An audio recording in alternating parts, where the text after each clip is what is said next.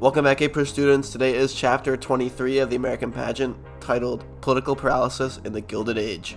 If you don't know the American Pageant, it's fine because the content is still going to be the same. I'm going to be going over all the key terms and notes for this chapter that helped me get a 5, so I encourage you to take notes along as well. Waving the Bloody Shirt, Grant's campaign strategy involving Civil War memories. It was the first of a common campaign strategy that relied on reviving memories of the Civil War, encouraging people to vote in the same way as they sided during the war. So presidential elections, they really relied on the romanticization of the Civil War. Fisk and Gould, partners who tried to corruptly profit off of gold. It represented the growing corruption and its connection to wealth that the political world had. Politicians were linking with the rich population to make money, forming an elitist class. Tweed ring, powerful scandal in New York. He represented the corruption and greed that was prominent in the post-Civil War age, where Tweed bribed and defrauded his way to riches by exploiting New York. So you can really see a trend here where there's an elitist class growing that's really hell-bent on money and power, and this sort of comes to fruition more in the early 1900s. And then you get up to the Great Depression and it kind of breaks that. Credit Mobilier, government insiders forming a construction company to complete their own railroad project. It showed an example of government corruption and how powerful political figures were making money from their positions. Government underwent growing distrust from the media and the people. So I can't really explain the entire Credit Mobilier scandal. There's a lot of interesting parts to it that you could definitely watch a YouTube video about. But at the end of the day, government was basically profiting off of this project that they were secretly connected to. And it was just a huge scandal in terms of government corruption. Liberal Republicans, new faction of the Republican Party. They formed because of the growing disgust of corruption emerging in the Grant Republican leadership. Their ability to gain some support in the election of 1872 caused an overhaul in Republican leadership. Now I'd like to interject with a point here that Ulysses S. Grant's presidential years in office weren't actually as corrupt and bad as they were looked on before. Historians recently have really looked at that a lot of the things that went on weren't really his fault, but in the APUSH context, basically just think of the corruption at the time being tied to Grant's presidency, but don't really attribute it to Grant. It would be my advice. Horace Greeley, Liberal Republican nominee in 1872. He was a bad political candidate which ensured Grant's re-election, but his ability to gain some support hurt Republican confidence. So you can really see there is some sort of a turn against Republican behavior, even though they didn't lose power. Panic of 1873, the worldwide economic collapse due to unpaid loans. The inflationary pressure and failing banks hit all classes of America, especially blacks. The push for a solution caused a paper versus hard money battle in politics, where the hard money advocates won with various legislative wins. So a lot of the economic turmoil at the time turned people back towards hard money like silver and gold. The Gilded Age, the post-Civil War era. It was a delicate and shaky era socially, politically, and economically. Political representation and support seesawed dramatically. The economy was a roller coaster and the populace went under immense social change and class changes. So obviously the most likely outcome after the Civil War was complete turmoil, and that's what the Gilded Age was. Patronage, rewards given in turns for votes, a classic political sort of system. It was the lifeblood of the Gilded Age political scene. It specifically caused division in the Republican Party about whether the party should use such a system, and this was basically just handouts in turn for votes.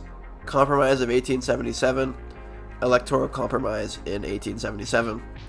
The conflict over vote counting in the 1877 election almost led to another Civil War type conflict, but the last minute ability to compromise by the North, giving into some concessions toward the South, saved the nation.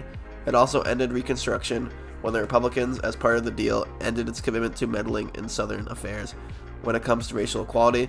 So basically, in short, there is a contested election between the North and South over vote countings in various states, and basically the compromise was that the North would get their Republican candidate to win in turn for ending Reconstruction. So the big thing you need to take away is that the Compromise of 1877 ended Reconstruction. Civil Rights Act of 1875, a sort of feeble racial equality bill passed by Republicans. It was not only ignored and failed to achieve its intentions, it was actually ruled unconstitutional by various court cases. The final blow to the first civil rights push was dealt when the North withdrew troops from the South. So you can see at the end of Reconstruction, the end of really any ability to get real consequential civil rights bills done, the Republicans and the North kind of just gave up. Sharecropping, system of tenant farming, similar to slavery. We talked about this in the last chapter. The system of sharecropping was meant to keep blacks subservient to white landowners, and the system was further manipulated to keep black sharecroppers in debt indefinitely. It returned many blacks to quasi-slavery.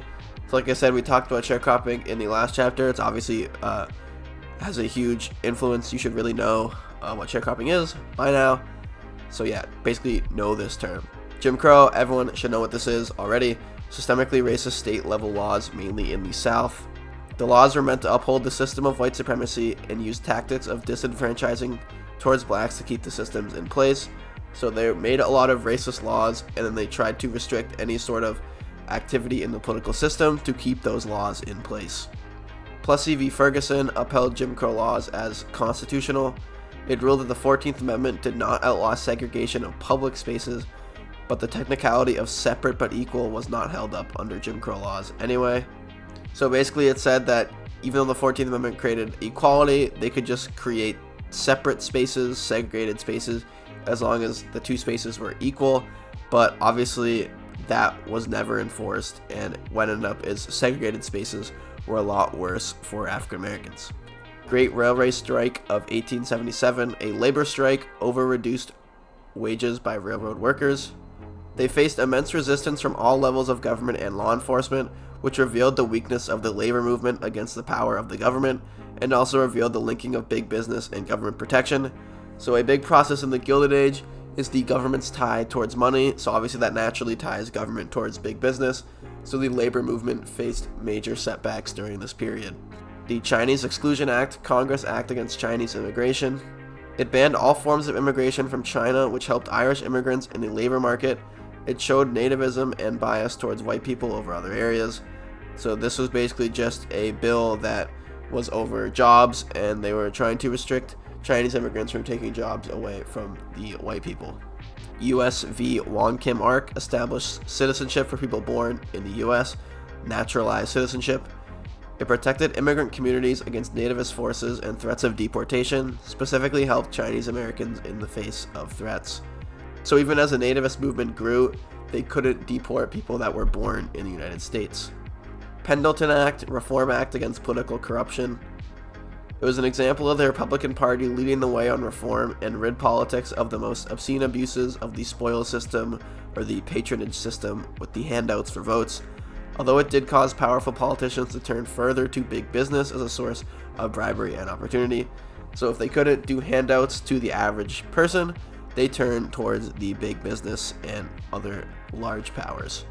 Homestead strike, a violent industrial workers' strike against pay cuts. It represented the growing discontent among the lower class, like farmers and laborers, against the government's bias towards big business and capitalist practices. So there's definitely a major conflict between the labor movement and the kind of team up between big business and the government. Populists, the Radical People's Party against big government and business. Their ability to gain support alarmed both Democrats and Republicans and showed the growing separation from politics and the needs of underprivileged groups. So although the populists never gained power at the federal level, they definitely garnered a lot of votes from people, and they really kind of exposed the lack of connection between the government and the people at this period. Grandfather Clause got rid of voting requirements for anyone whose ancestors voted in 1860. It was an example of disenfranchisement of black voters because it was a biased law, considering that black people could not vote in 1860.